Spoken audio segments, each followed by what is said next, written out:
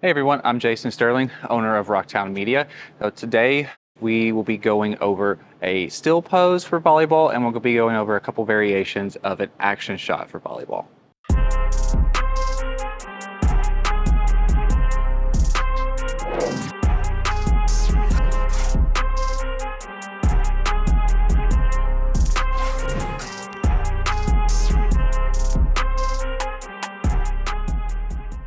So for today's shoot, we'll be using the Westcott FJ400 II. Really excited to be using this light and get to use the touchscreen features on this that really help streamline all of the setup process, and we're just ready to go. So let's get into it.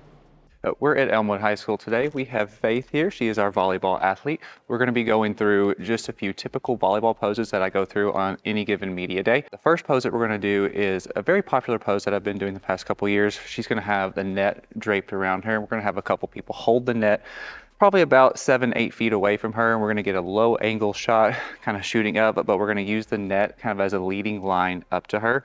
We're also going to have fog kind of running in the background just to create some nice texture stuff, and also going to separate her kind of from the background. So the way I normally photograph my athletes or any kind of sports portraits, I love to darken the background. So as you can see, we're in a fully lit gym right here. I'm going to show you how you can get a dark background without having to turn off the lights. All you need to do is have your strobe lights at a certain setting. Show back over in just a minute. And then of course your modifier choice does make a huge difference on this. You need to use direct modifiers. Using any kind of shoot through like umbrella or anything will not get you the look that you're looking for here. So by using like direct modifiers, you're directing the light at your subject. It's not bouncing all over the place like it would for like a shoot through umbrella. For our key light, we're using the Manny Ortiz Beauty Dish right here. We have a 53-inch umbrella for our fill light, and then we have two 70-degree reflectors that we'll be using for the rim lights. Now, I love using this Manny Ortiz Beauty Dish, especially in combination with the Easy Boom, just because you get that nice typical portrait lighting and it just looks absolutely fantastic. And we have really good coverage here with this 53-inch umbrella just to give a nice fill all throughout the body, because one thing you will notice is if you just use this Manny Ortiz Beauty Dish, you're not going to light the lower half of the body as much as the upper half. So adding this 53-inch umbrella for a fill really kind of fills in the shadows at the lower half of the body. Now for our rim lights, I love using these 70-degree reflectors. They're very versatile. You can use them indoors and outdoors. You can back them up, raise the power if you need to, or you can bring them in close and lower the power, but it spreads the light out just enough that you can get a good rim light on the athlete as well as lighting up the fog in the background. Both the Manny Ortiz Beauty Dish and the 53-inch umbrella come in a white or silver interior. I prefer the silver interior over the white. It gives it a little bit more specular look. It gives it a harder kind of look as opposed to the white interior. If you use the silver interior, you don't have to shoot as high of a power if you use the white interior. Shooting with the white interior requires you to raise the power on your lights quite a bit.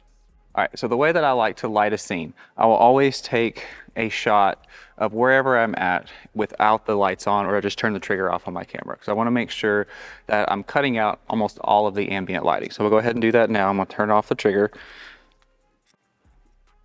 take a shot, and everything on my LCD screen back here is dark, minus the little points of light that you can see in the ceiling, which are just the ceiling lights. Those don't really bother me. You can always take them out if you want to. Most of the time I just leave them in there because everything else in the background is dark. Now if you look on your computer and you start pixel peeping, it's not going to be completely black, but it is going to be really dark in the background. So now I'm going to turn the trigger back on. I like to start from back to front by turning on my lights and making sure the exposure and the settings on those lights are correct.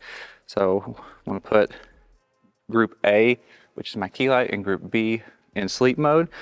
That way all that is left on are my rim lights here. So right now I have the rim lights at a 6.0, and I want to just take a quick test shot here. What I'm looking for in these shots here, I want just enough light that is going to give a good edge light on the side. It's not overpowering and we're not overexposing anything on the skin or on the body. So this looks good. 6.0 seems to be just about perfect here. So now what I'm going to do, I'm going to turn on group A on my key light. Take another quick test shot here. Good. We're at power 6.0 here. Now, if you're wondering why are we using 6.0 with our key light here with this Manny Ortiz beauty dish and the 70-degree reflectors, the 70-degree reflectors are going to project the light out more, therefore you're going to get more power coming out on to your subject, as opposed to this larger modifier, this 36-inch beauty dish right here. So if you look the proximity of this beauty dish as opposed to the 70-degree reflectors, the 70-degree reflectors are probably a good 12 feet away, 12, 15 feet away, as opposed to this beauty dish is 3 or 4 feet away. So you can definitely tell the difference in distance to subject where your light modifiers. This does play a big role in choosing your light power. Lastly, I'm gonna turn on my fill light right here. I love to have all of my lights really, really close. You get a lot softer of a light the closer you get your lights to your subject. Perfect. And you'll be able to see the difference here with the fill light and the key light and why you need to add in just a little bit of fill light, especially if you're using this beauty dish up at the top. And then you'll have to add in this umbrella or just any type of fill light just to kind of light the lower half of the body.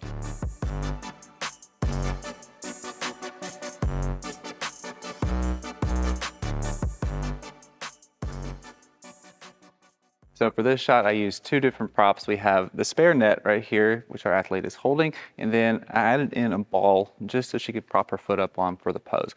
So be your own judge of how your athlete should pose. You want to make them feel as comfortable as possible. So also by having an extra ball in here, it just made the pose feel more comfortable for her, and it also just added another element into the image as well.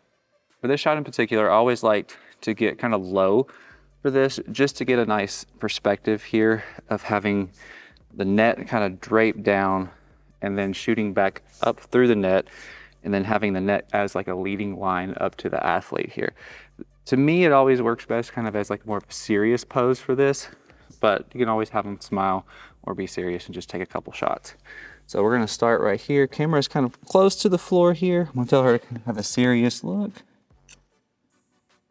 Now we can see the net being lit up, specifically kind of from our key light, and then we have just some light fall off coming to the side where we have the net coming to the edges of our frame right here. For this next shot, I'm gonna add in fog. We have a fog machine running from my right to left, and what that's gonna do, you're just gonna see some really cool like effects going on in the background. Our rim lights are actually gonna be illuminating the fog in the background. We're gonna try our best not to have the fog kind of come in front of the athlete for this. That creates a whole different type of look. But for this, we want to keep the fog behind the athlete. So same type of shot, but now I'm just going to use this remote here to get the fog to come into frame. So what I'm doing now, letting the fog kind of come into frame. I'm going to let it kind of disperse just a touch.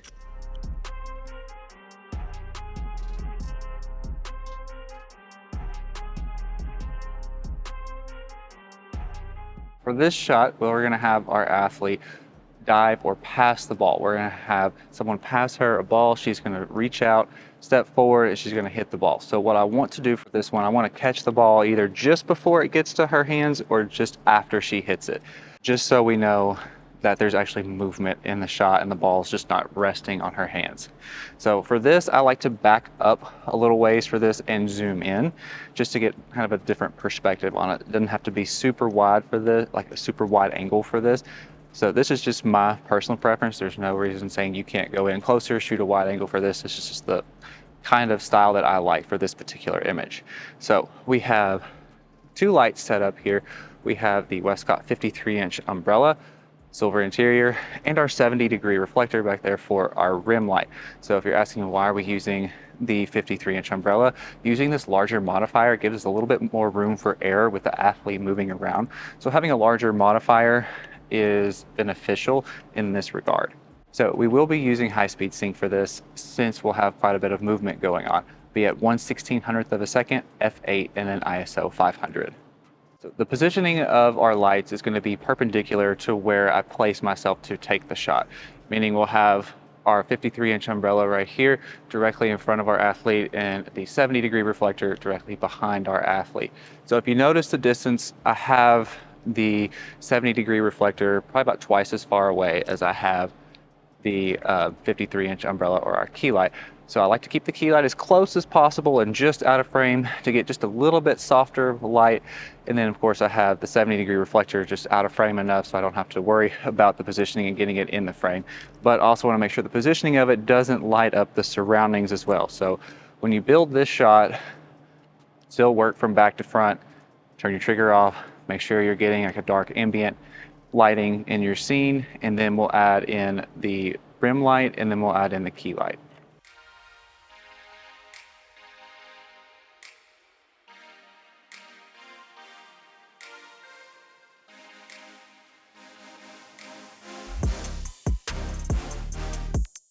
So we got our shot perpendicular to the athlete. So all I'm gonna do now is I'm gonna get up, move, and we're coming right over here. I'm gonna position myself at about a 45-degree angle, and we're just gonna get a completely different looking shot without having to move our lights.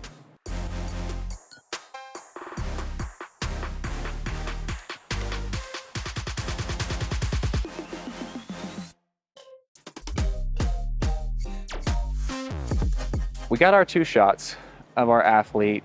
Now let's just make it a little bit different. We're gonna be using the Flexi Gel Vivid Blue. All I'm gonna do is just put it over the globe right here, and then we'll be good to go. So this is gonna make our fog in the background appear vivid blue.